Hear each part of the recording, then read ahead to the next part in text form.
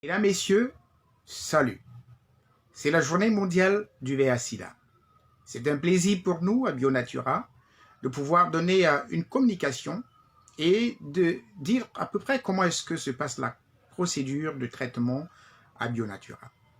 Nous voulons expliquer comment se passe effectivement le traitement de la maladie et comment est-ce qu'effectivement on arrive aussi à se débarrasser du VIH-Sida.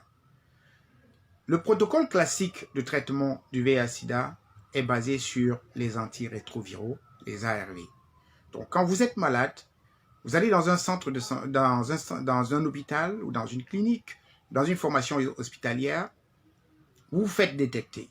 Très souvent, il y a plusieurs niveaux de détection dans les laboratoires.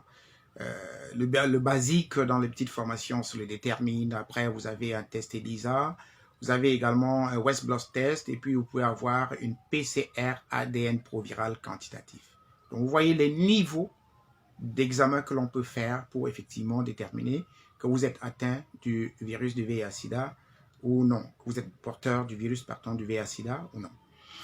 Alors, sur cette base, vous comprenez qu'il est important que le plus haut sommet de la détection, la PCR ADN proviral quantitatif du virus, soit positif pour que vous soyez porteur du virus.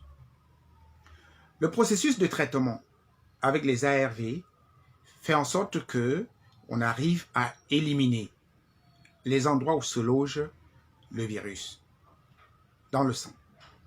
Il y a deux endroits. Il y a le sang et il y a les réservoirs cachés. Les ARV ciblent le virus qui est dans le sang. Je vais expliquer en des termes très simples.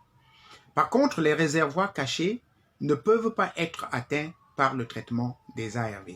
Et c'est là où se situe véritablement le problème de la recherche.